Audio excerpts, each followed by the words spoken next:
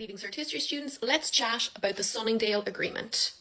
In January of 1967, the Northern Ireland Civil Rights Association was established in Belfast.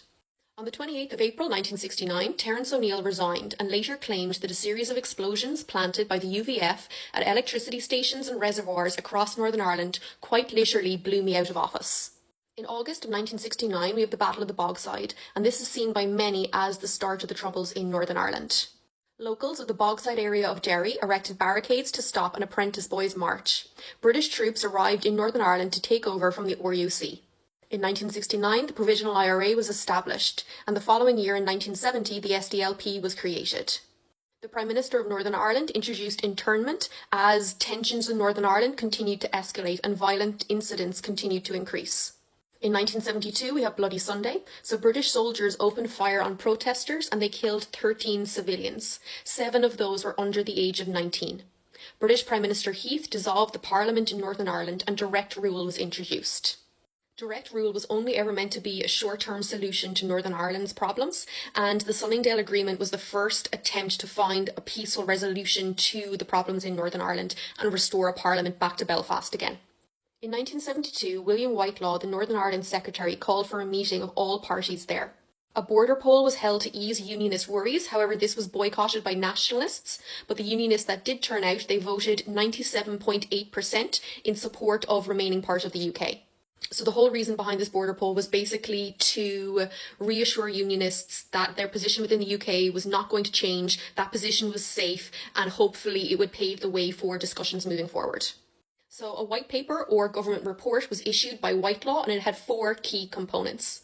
The first was the establishment of an assembly, so this would be the lawmaking body. Then we had the establishment of the executive or government, the creation of a Council of Ireland, and a guarantee that Northern Ireland would remain part of the UK as long as a majority wanted it. And this final clause, again, kind of ties back to that border poll, showing unionists that they are not, in danger of being forced to become part of United Ireland, that their position within the union was safe.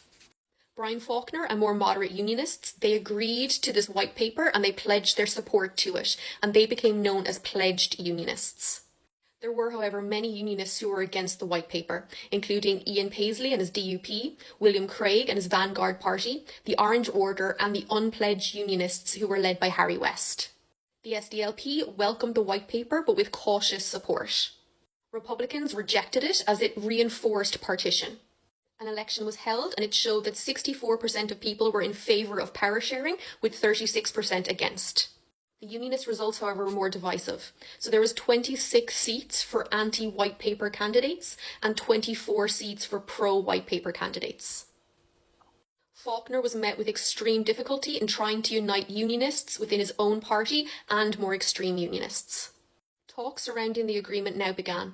William Whitelaw had great skill and patience as a negotiator. Faulkner wanted a unionist majority within the executive. The Council of Ireland was agreed upon and would have influence on policing and representatives from the Dáil. The SDLP agreed to end the rate strike, so there was council taxes against internment. During the talks, Whitelaw was called back from London and was replaced by Francis Pym. He had no experience in such talks and wasn't as good a negotiator or mediator.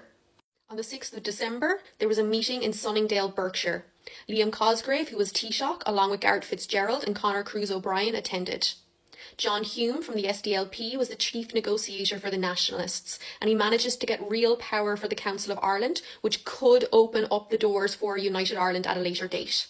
Conor Cruise O'Brien said, "I believe that the initial British idea had simply been that there should be a coalition government in Northern Ireland in which Unionists and Nationalists would take part. But John Hume stipulated that there should be an all-Ireland dimension in the shape of a Council of Ireland." Prime Minister Heath chaired the meeting, however he quickly became impatient with unionists. The Irish government agrees to give a verbal agreement on Northern Ireland remaining part of the UK as long as a majority wanted it. The conference ended on the 9th of December with the Sunningdale Agreement. On the 1st of January 1974, Brian Faulkner as First Minister and Gerry Fitt from the SDLP as Deputy began the power-sharing executive. The Orange Order, the DUP, the Vanguard and the unpledged unionists, led by Harry West, united to form the United Ulster Unionist Council, UUUC. This group was created to resist power sharing and the Council of Ireland. Brian Faulkner resigns as leader of the Unionist Party after a motion on the Council of Ireland fails to pass at a meeting. He is replaced as leader by Harry West. Unionists were now deeply split and Faulkner was becoming more isolated.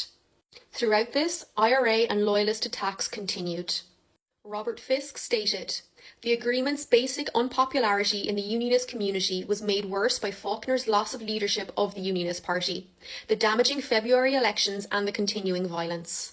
Gerry Fitz stated, "The prods will accept very reluctantly that the time has come to have a power-sharing government. But that business of a Council of Ireland, it scared the living daylights out of them." A British general election was called by the British Prime Minister Heath. However, this was against the advice of the executive, who said it was incredibly bad timing. The UUUC used this election as a referendum on Sunningdale and put forward one anti-agreement candidate in each constituency. The UUUC win 11 out of the 12 Westminster seats. Paisley, Craig and West all won. Gerry Fish was the only pro-agreement candidate to win a seat. In Britain, the Conservative Prime Minister Heath lost the election and the Labour Prime Minister Wilson takes over. Pym is replaced by a guy called Merlin Rees as Northern Ireland Secretary, and he was more indecisive and not as committed to the power-sharing executive. The Northern Ireland Assembly remained despite violent and abusive behaviour from anti-agreement members. Many Northern Ireland industries employed predominantly Protestant workers. The Ulster Workers Council was a group of loyalist workers who worked in shipbuilding, engineering and electricity generation. On the 15th of May 1974, the UWC called a strike.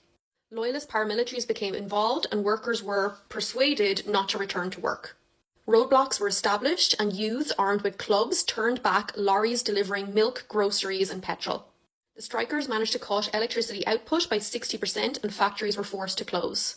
Prime Minister Wilson described the strike as a deliberate and calculated attempt by thugs and bullies using violence and unparliamentary means for the purpose of bringing down the whole constitution of Northern Ireland. The British Army and the police stood by and did nothing. Many Protestants supported the strike. The UWC made sure that supplies got through to Protestant areas in order to keep support for the strike going in Protestant areas. Loyalists were strongly suspected of bomb attacks in Dublin and Monaghan in May, and the UVF later admitted responsibility for these bombs.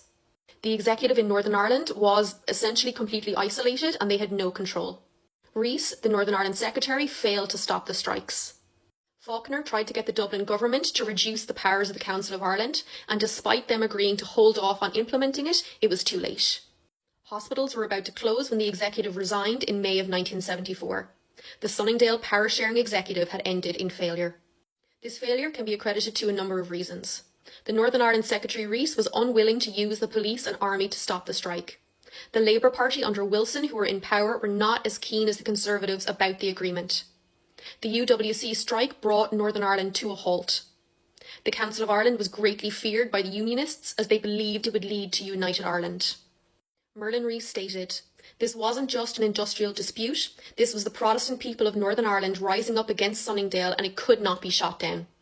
The book Making Sense of the Troubles states, "The flaw in the Sunningdale Agreement was that those involved in it had completely different views of what it entailed. Faulkner saw the Council of Ireland as an advisory body. Some members of the SDLP had a different opinion of what the Council of Ireland would mean." Garrett Fitzgerald said, "The end came on Tuesday, the 28th of May 1974. The failure of the British government to give adequate support to the executive and its incapacity to maintain essential services led to a complete collapse of the self-confidence amongst the pro-assembly unionists." Tim Coogan said, "It appears doubtful that Sunningdale could have worked anyway. That doubt became a certainty when it became evidence early on in the Loyalist strike that the army was not going to put the boot in." And we'll finish off with Gerry Fish. He said, "As far as I was concerned, we had got an executive composed of Protestants and Catholics representing the Unionist and Nationalist communities. For me, that was the biggest development in Irish politics.